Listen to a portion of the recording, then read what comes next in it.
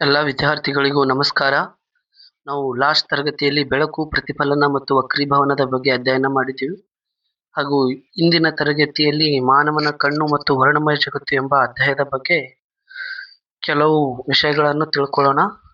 So ನಾವು last ಅಧ್ಯಯನ ಮಾಡಿದಂತೆ ಮಸರುಗಳ ಮೂಲಕ ಬೆಳಕಿನ ವಕ್ರೀಭವನದ ಬಗ್ಗೆ ನಾವು ಅಧ್ಯಯನ ಮಾಡಿವಿ.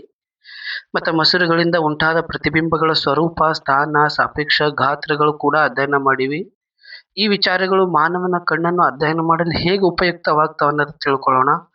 ಮಾನವನ ಕಣ್ಣು ಬೆಳಕನ್ನು ಬಳಸ್ಕೊಂಡು ನಮ್ಮ ಸುತ್ತಲಿನ ವಸ್ತುಗಳನ್ನು ನೋಡಲು ನಮಗೆ ಸಹಕಾರಿಯಾಗ್ಯದ.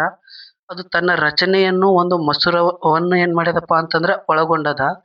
ಆ ಮಾನವನ ಕಣ್ಣಿನಲ್ಲಿ ಮಸೂರಗಳ ಪಾತ್ರವೇನು ಅನ್ನೋದನ್ನ ಅಧ್ಯಯನ ಮಾಡ್ತೀವಿ. ಕನ್ನಡಕದಲ್ಲಿನ ಮಸೂರಗಳ ದೃಷ್ಟಿ ದೋಷವನ್ನು ಹೇಗೆ ಸರಿಪಡಿಸುತ್ತೇವೆ ಅನ್ನೋದ್ರ ಬಗ್ಗೆ, ಈ ಪ್ರಶ್ನೆಗಳಿಗೆ ಬಗ್ಗೆನೂ ಕೆಲವು ಉತ್ತರಗಳನ್ನು ನಾವು ಪಡ್ಕೊಳ್ತೀವಿ.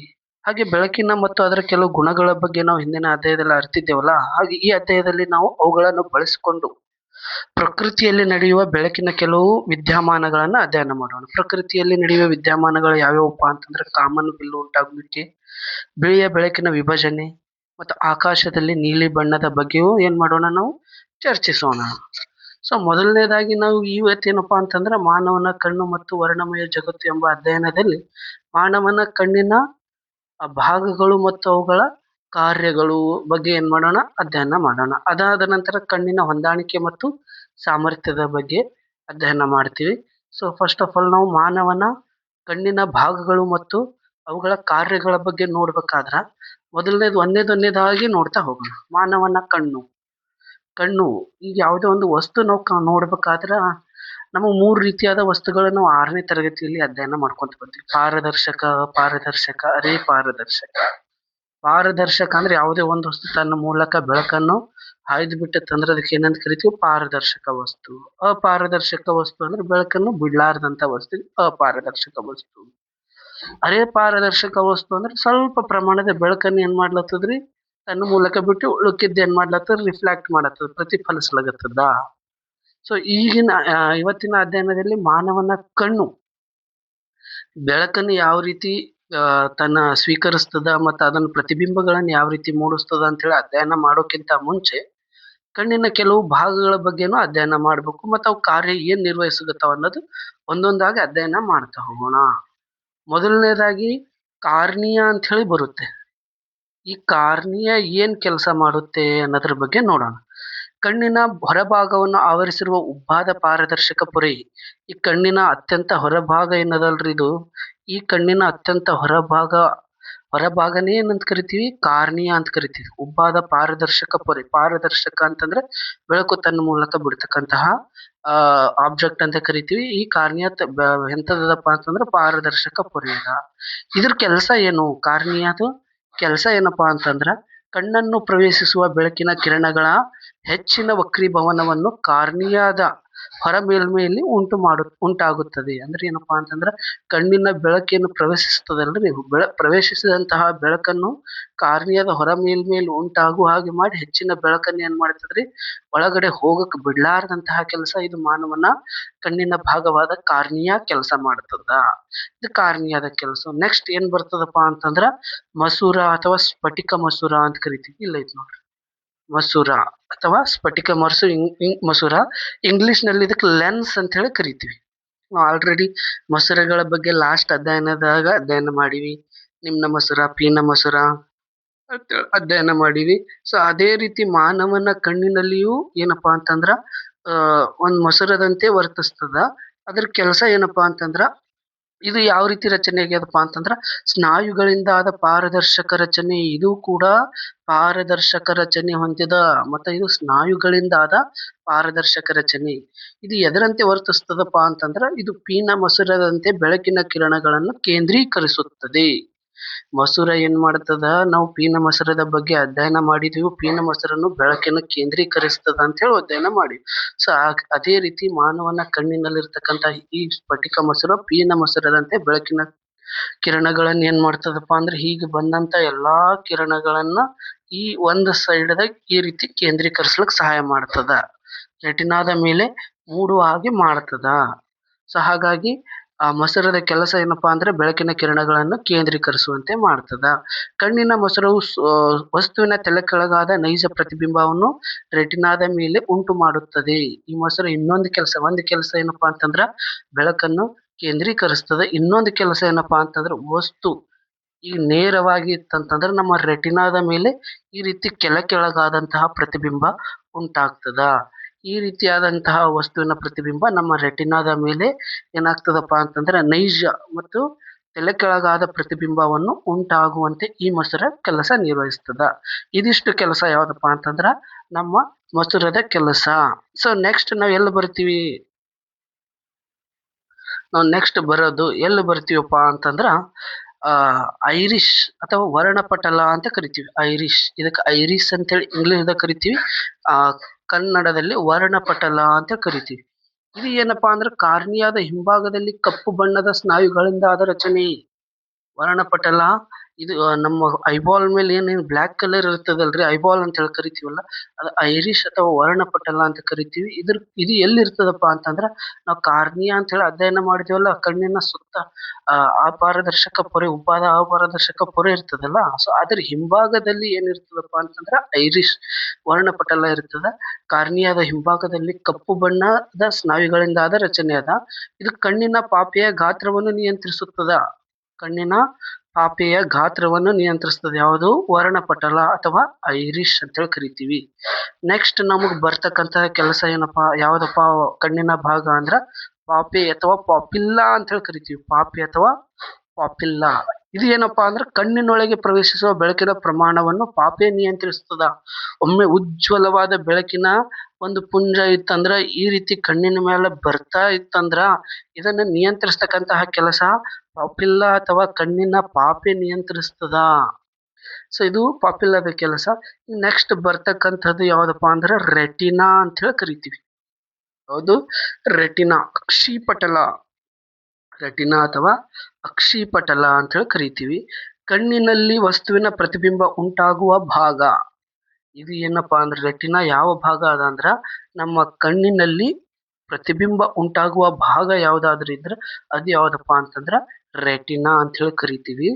ಮತ್ತೆ ಅಕ್ಷಿಪಟಲವು ಅಗಾಧ ಸಂಖ್ಯೆಯ ಬೆಳಕಿನ ದೃಷ್ಗ್ರಾಹಕ ಕೋಶಗಳು ತೆಳು ಪರದೆಯಾಗಿದೆ. ಇದು ಒಂದು ತೆಳುವಾದ ಪರದೆಯಾದ ಬೆಳಕಿನ ಅಗಾಧ ಸಂಖ್ಯೆಯ ಬೆಳಕಿನ ದೃಶ್ಯಗ್ರಾಹಕ ಕೋಶಗಳ ತೆಳು ಪರದೆಯಾಗಿದೆ. ದೃಶ್ಯಗ್ರಾಹಕ ಕೋಶಗಳು ಬೆಳಕಿನ ಕಿರಣಗಳ ಚೋದನೆಯಿಂದ ಸಕ್ರಿಯಗೊಳ್ಳುತ್ತದೆ ಮತ್ತು ವಿದ್ಯುತ್ ಸಂಕೇತಗಳನ್ನು ಸೃಷ್ಟಿಸುತ್ತದೆ. ಏನಾಗ್ತದಪ್ಪ ಅಂತಂದ್ರ ಮೊದಲಿಗೆ ನಮ್ಮ ಕಾರ್ನಿಯಾದಿಂದ ಬಂದಂತಹ ಬೆಳಕು ಆ ಕಣ್ಣಿನ ಪಾಪೆ ನಿಯಂತ್ರಿಸ್ತದ. ಅದಾನಂತರ ಸ್ಫಟಿಕ ಮಸೂರದ ಮೇಲೆ ಬಿದ್ದಂತಹ ಬೆಳಕಿನ ಕಿರಣಗಳು ಪೀನ ಮಸೂರದಂತೆ ವರ್ತಿಸಿ ಎಲ್ಲಾ ಕಿರಣಗಳು ಈ ರೀತಿಯಾಗಿ ಈ ಐರಿಶ್ ಅಥವಾ ವರ್ಣಪಟಲದ ಮೇಲೆ ಬೀಳುತ್ತದೆ. ಬಿದ್ದಾಗ ಇಲ್ಲಿರ್ತಕ್ಕಂತಹ ಪ್ರತಿಬಿಂಬ ಇಲ್ಲಿ ಕೆಳಗಾಗಿ ಉಂಟಾಗ್ತದ. ಉಂಟಾಗಿದ್ದು ಪ್ರತಿಬಿಂಬ ಯಾವ ರೀತಿ ಉಂಟಾಗ್ಯದ ಅಂತ ಹೇಳಿ ಇದು ರೆಟಿನಾ ಏನ್ ಮಾಡ್ತದ್ರಿಪ್ಪ ಅಂತಂದ್ರ ವಿದ್ಯುತ್ ಕೋಶ ಆ ಸಂಕೇತಗಳನ್ನ ಸೃಷ್ಟಿಸಿ ನಮ್ಮ ಮೆದುಳಿಗೆ ಕಳಿಸ್ತದ. ಅಂದ್ರೆ ಈ ರೀತಿಯಾದಂತಹ ಪ್ರತಿಬಿಂಬ ಉಂಟಾಗ್ಯದ ಅಂತ ಹೇಳ್ಕೇಶಂದ್ರ ನಮ್ಮ ಮೆದುಳಿಗೆ ಸಂದೇಶ ಕಳಿಸ್ತಕ್ಕಂತಹ ಕೆಲಸ ಯಾವ್ದು ಮಾಡ್ತದ? ರೆಟಿನಾ ಮಾಡ್ತದ. ಸೊ ಹಾಗಾಗಿ ನಮಗ್ ದೃಷ್ಟಿ ದೋಷಗಳಂತ ಓಳ್ತೀವಿ ಮುಂದೆ, ಸಮೀಪ ದೃಷ್ಟಿ ದೋಷ, ದೂರ ದೃಷ್ಟಿ ದೋಷ ಅಂತೇಳಿ. ಆ ದೃಷ್ಟಿ ದೋಷಗಳ ರೆಟಿನಾದ ಮುಂಭಾಗ ಅಥವಾ ರೆಟಿನಾದ ಹಿಂಭಾಗ ಪ್ರತಿಬಿಂಬ ಮೂಡೋದ್ರಲ್ಲಿ ನಮಗ್ ಆ ದೋಷಗಳು ಆಗ್ತವೆ. ಯಾಕಪ್ಪ ಅಂತಂದ್ರೆ ರೆಟಿನಾದ ಮೇಲೆ ಆ ಬೆಳಕಿನ ಕಿರಣಗಳು ಬೀಳಿಲ್ಲ, ಪ್ರತಿಬಿಂಬ ಬೀಳಿಲ್ಲ ಅಂತಂದ್ರ ನಮ್ಮ ಮೆದುಳಿಗೆ ಸಂದೇಶ ಹೋಗಲ್ಲ. ಅದ್ರ ಸಲುವಾಗಿ ನಮಗ್ ಆ ದೃಷ್ಟಿ ದೋಷಗಳಾಗ್ತಾವ. ದೃಷ್ಟಿ ದೋಷಗಳ ಬಗ್ಗೆ ಇನ್ನೊಂದಿಷ್ಟು ನಾವು ಅಧ್ಯಯನ ಮಾಡ್ತೀವಿ. ಸೊ ಮುಂದೆ ಅಧ್ಯಯನ ಮಾಡೋಣ. ನೆಕ್ಸ್ಟ್ ಬರೋದು ಯಾವ್ದು? ಸೀಲಿಯರಿ ಸ್ನಾಯುಗಳು ಅಂತ ಬರ್ತದೆ. ನೆಕ್ಸ್ಟ್ ಯಾವ್ದು ಬರ್ತದ್ರಿ? ಸೀಲಿಯರಿ ಸ್ನಾಯುಗಳು ಅಂತ ಹೇಳಿ ಬರ್ತದ. ಈ ಸೀಲಿಯರಿ ಸ್ನಾಯುಗಳ ಬಗ್ಗೆ ಅಧ್ಯಯನ ಮಾಡೋಣ. ಸೀಲಿಯರಿ ಸ್ನಾಯುಗಳು. ಈ ಸೀಲಿಯರಿ ಸ್ನಾಯುಗಳು ಮಸೂರದ ವಕ್ರತೆಯನ್ನು ಬದಲಾಯಿಸುತ್ತದ. ಮಸೂರದ ವಕ್ರತೆ ಇದು ಇಲ್ಲ ಐತೆ ನೋಡ್ರಿ. ಇಲ್ಲಿ ಇದು ಏನು? ಇವೆರಡೂ ಕಡೆ ಯಾವ ಸ್ನಾಯುಗಳವ? ಸೀಲಿಯರಿ ಸ್ನಾಯುಗಳು. ಇದು ಸ್ಫಟಿಕ ಮಸೂರ ಅಂತ ಕರಿದೀವಲ್ಲ, ಈ ಮಸೂರದ ಈ ಭಾಗದಲ್ಲಿ ಯಾವ ಸ್ನಾಯುಗಳವ? ಸೀಲಿಯರಿ ಸ್ನಾಯುಗಳು. ಇದು ಮಸೂರದ ವಕ್ರತೆಯನ್ನು ಬದಲಾಯಿಸ್ತವ್ರಿ. ಅಂದ್ರೆ ದೂರದ ವಸ್ತುವನ್ನು ನೋಡುವಾಗ ಮತ್ತೆ ಸಮೀಪದ ವಸ್ತುವನ್ನು ನೋಡುವಾಗ ನಮ್ಮ ಮಸೂರನ್ನು ನಾವು ಅಡ್ಜಸ್ಟ್ ಮಾಡ್ಬೇಕಾಗ್ತದಲ್ಲ, ಆ ಅಡ್ಜಸ್ಟ್ ಮಾಡ್ತಕ್ಕಂತಹ ಕೆಲಸ ಈ ಸೀಲಿಯರಿ ಸ್ನಾಯುಗಳು ಮಾಡ್ತಾವ. ವಕ್ರತೆ ಅಂತಂದ್ರೆ ಹಿಗ್ಗುವುದು ಮತ್ತು ಕುಗ್ಗುವುದು ಅಂತ ಕರಿತೀವಿ. ದೂರದ ವಸ್ತು ನೋಡುವಾಗ ಹಿಗ್ಗುವುದು, ಸಮೀಪದ ವಸ್ತು ನೋಡುವಾಗ ಕುಗ್ಗುವುದು ಮಾಡ್ತಕ್ಕಂತಹ ಕೆಲಸ ಯಾವ್ದು ಮಾಡ್ತದೆ ನಮ್ಮ ಮೊಸರ ಆ ರೀತಿ ಮಾಡ್ತಕ್ಕಂತಹ ಕೆಲಸನೇ ಸೀಲಿಯರಿ ಸ್ನಾಯುಗಳು ಮಾಡ್ತಾವ. ನೆಕ್ಸ್ಟ್ ಯಾವ್ದು ಬರ್ತಾವಪ್ಪ ಅಂತಂದ್ರೆ ಚಾಕುಷ್ಯ ನರಗಳು. ಚಾಕುಷ್ಯ ನರಗಳು ಆಪ್ಟಿಕ್ ನರ್ವ್ಸ್ ಅಂತ ಕರಿತೀವಿ. ಇಲ್ಲೆಲ್ಲಾ ನಡೆದಂತಹ ಕ್ರಿಯೆಯನ್ನು ಏನ್ ಮಾಡ್ತದ ನಮ್ಮ ಮೆದುಳಿಗೆ ಈ ರೆಟಿನಾ ಉಂಟು ಮಾಡದಂತಹ ವಿದ್ಯುತ್ ಸಂಕೇತಗಳನ್ನ ಏನ್ ಮಾಡ್ತದ ನಮ್ಮ ಮೆದುಳಿಗೆ ಸಂದೇಶ ಕಳಿಸ್ತಕ್ಕಂತಹ ಕೆಲಸಗಳೇ ಈ ಚಾಕುಷ್ಯ ನರಗಳು ಮಾಡ್ತಾವ. ಕಣ್ಣಿನಿಂದ ದೃಶ್ಯ ಸಂಕೇತಗಳನ್ನು ವಿದ್ಯುತ್ ಸಂಕೇತಗಳ ರೂಪದಲ್ಲಿ ಮೆದುಳಿಗೆ ರವಾನಿಸುವ ನರನೇ ಚಾಕುಷ್ಯ ನರ. ಇದಕ್ಕೆ ಇಂಗ್ಲಿಷ್ದಾಗ ಆಪ್ಟಿಕ್ ನರ್ವ್ ಅಂತ ಕರಿತೀವಿ. ಕಣ್ಣಿನಿಂದ ದೃಶ್ಯ ಸಂಕೇತಗಳು ವಿದ್ಯುತ್ ಸಂಕೇತಗಳ ರೂಪದಲ್ಲಿ ಮೆದುಳಿಗೆ ರವಾನಿಸುವ ನರನೇ ಚಾಕುಷ್ಯ ನರ. ಇವು ಏನವಪ್ಪ ಅಂತಂದ್ರೆ ಕಣ್ಣಿನ ಭಾಗಗಳವ. ಕಣ್ಣಿನ ಭಾಗಗಳು ಇವೆಲ್ಲಸು ಕಣ್ಣಿನ ಭಾಗಗಳು ಮತ್ತು ಅವುಗಳ ಕಾರ್ಯಗಳು. ಇನ್ನೊಂದು ಬಗ್ಗೆ ನೇರವಾಗಿ ನೋಡುವ ಸ್ಫಟಿಕ ಮಸೂರ ಇದು ಮೇಲ್ನೋಟಕ್ಕೆ ನೋಡೋಣ ಮತ್ತೆ ಇಷ್ಟು ಭಾಗಗಳು ಏನೇನ್ ಕಾರ್ಯ ಮಾಡ್ತಾವ ಅಂತ ಹೇಳಿ. ಸ್ಫಟಿಕ ಮಸೂರ ಏನ್ ಮಾಡ್ತದ್ರಿ, ಪೀನ ಮಸೂರದಂತೆ ವರ್ತಿಸಿ ಅದು ಏನ್ ಮಾಡ್ತದ ರೆಟಿನಾದ ಮೇಲೆ ಎಲ್ಲಾ ಕಿರಣಗಳನ್ನು ಒಂದ್ ಕಡೆ ಹೋಗುವಾಗ ಮಾಡ್ತದ. ಸೊ ನೆಕ್ಸ್ಟ್ ಯಾವುದು ಜಲರಸ ಧಾತು. ಜಲರಸ ಧಾತು ಅಂತ ಹೇಳದ ಇದು ಏನಪ್ಪಾ ಅಂತಂದ್ರೆ ಅದು ಮಸೂರ ಅಂತ ಕರಿದೀವಲ್ಲ ರೀ, ಬೆಳಕಿನ ಕಿರಣಗಳನ್ನು ಮಸೂರದಂತೆ ವರ್ತಿಸುವಾಗ ಮಾಡ್ತದ. ಕಣ್ಣಿನ ಪಾಪೆಯನ್ನು ಕಣ್ಣಿನೊಳಗೆ ಪ್ರವೇಶಿಸುವ ಬೆಳಕಿನ ಅನ್ನು ನಿಯಂತ್ರಿಸ್ತದ. ವರ್ಣಪಟಲ ಏನ್ ಮಾಡ್ತದ, ಇದು ನಮ್ಮ ಕಾರ್ನಿಯಾದ ಹಿಂಭಾಗದಲ್ಲಿ ಇರ್ತದ. ಕಪ್ಪು ಸ್ನಾಯುಗಳಿಂದ ಅದರ ರಚನೆ ಹೊಂದದ. ಇದು ಪಾಪೆಯ ಗಾತ್ರವನ್ನು ಏನ್ ಮಾಡ್ತದ, ನಿಯಂತ್ರಿಸ್ತದ. ಕಾರ್ನಿಯಾ ಏನದಪ್ಪ ಅಂತಂದ್ರೆ ನಮ್ಮ ಕಣ್ಣಿನ ಸುತ್ತ ತೆಳುವಾದ ಪೊರೆಯಾಗಿದೆ. ಸೀಲಿಯರಿ ಸ್ನಾಯುಗಳು ಅಂದ್ರ ನಮ್ಮ ಮೊಸರದ ಏನ್ ಮಾಡ್ತದಪ್ಪ ಅಂತಂದ್ರ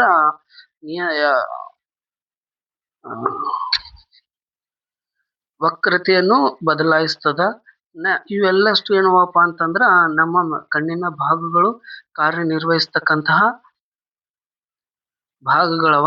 ಸೊ ಈಗ ನಾವು ಮುಂದೆ ನೋಡ್ಬೇಕಾದ್ರ ಏನ್ ನೋಡ್ತೀವಪ್ಪ ಅಂತಂದ್ರೆ ಕಣ್ಣಿನ ಹೊಂದಾಣಿಕೆಯ ಸಾಮರ್ಥ್ಯದ ಬಗ್ಗೆ ನೋಡ್ತೀವಿ.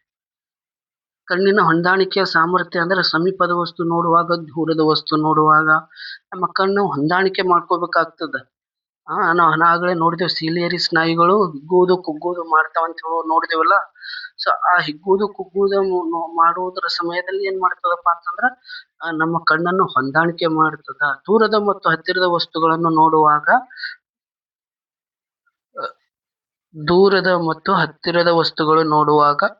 ಕಣ್ಣಿನ ಮೊಸರದ ಸಂಗಮ ದೂರವು ಏನಾಗ್ತದ ಬದಲಾಗ್ತದ. ಏನಾಗ್ತದ, ಹತ್ತಿರದ ವಸ್ತುಗಳನ್ನು ನೋಡುವಾಗ ಸೀಲಿಯರಿ ಸ್ನಾಯುಗಳು ವಿಶ್ರಾಂತಿಗೊಳ್ಳುವುದರಿಂದ ಮೊಸರವು ತೆಳ್ಳಗಾಗುತ್ತದೆ. ಈಗ ನೋಡಿದೇವಲ್ಲ ಸೀಲಿಯರಿ ಸ್ನಾಯುಗಳು ಮೊಸರವನ್ನು ವಕ್ರತೆಯನ್ನು ಬದಲಾಯಿಸ್ತದ ಅಂತ ಹೇಳಿದೇವಲ್ಲ. ಹತ್ತಿರದ ವಸ್ತುಗಳನ್ನು ನೋಡುವಾಗ ಸೀಲಿಯರಿ ಸ್ನಾಯು ಏನಾಗ್ತದೆ, ವಿಶ್ರಾಂತಿಗೊಳ್ಳುವುದರಿಂದ ಮೊಸರದ ತೆಳುಗಾಗ್ತದ ಮತ್ತು ಸಂಗಮ ದೂರವು ಏನಾಗ್ತದ, ಹೆಚ್ಚಾಗ್ತದೆ. ಇದರಿಂದ ದೂರದ ವಸ್ತುಗಳು ಸ್ಪಷ್ಟವಾಗಿ ನಾವು ಏನ್ ಮಾಡ್ಬೋದು, ನೋಡ್ಬೋದು. ದೂರದ ವಸ್ತುಗಳು ಸ್ಪಷ್ಟವಾಗಿ ನೋಡ್ಬೇಕಾದ್ರೆ ಸೀಲಿಯರಿ ಸ್ನಾಯುಗಳು ವಿಶ್ರಾಂತಿಗೊಳ್ಳಬೇಕು ಮತ್ತು ಮೊಸರ ಏನಾಗ್ಬೇಕು, ತೆಳ್ಳಗಾಗ್ಬೇಕು. ಇದರಿಂದ ನಮ್ಮ ಮೊಸರದ ಸಂಗಮ ದೂರ, ಕಣ್ಣಿನ ಮೊಸರದ ಸಂಗಮ ದೂರ ಹೆಚ್ಚಾಗ್ತದೆ. ಇದರಿಂದ ನಾವು ಹತ್ತಿರದ ವಸ್ತುಗಳು ಏನ್ ಮಾಡ್ತೀವಿ, ಸ್ಪಷ್ಟವಾಗಿ ನೋಡ್ತೀವಿ. ನೆಕ್ಸ್ಟ್, ಹತ್ತಿರದ ವಸ್ತುಗಳನ್ನು ನೋಡುವಾಗ ಕಣ್ಣಿನ ಸೀಲಿಯರಿ ಸ್ನಾಯುಗಳು ಕುಗ್ಗುವುದರಿಂದ ಮಸೂರದ ವಕ್ರತೆ ಹೆಚ್ಚಾಗ್ತದ ಮತ್ತು ಸಂಗಮ ದೂರ ಕಡಿಮೆ ಆಗ್ತದ. ಸಂಗಮ ದೂರ ಕಡಿಮೆಯಾಗುವುದರಿಂದ ಹತ್ತಿರದ ವಸ್ತುಗಳನ್ನು ಏನ್ ಮಾಡ್ಬೋದು, ಸ್ಪಷ್ಟವಾಗಿ ನೋಡ್ಬೋದು. ಕಣ್ಣಿನ ಮೊಸರವು ಸಂಗಮ ದೂರ ಹೊಂದಾಣಿಕೆ ಮಾಡುವ ಕಣ್ಣಿನ ಮೊಸರದ ಸಾಮರ್ಥ್ಯವನ್ನು ಕಣ್ಣಿನ ಹೊಂದಾಣಿಕೆ ಎನ್ನುವರು.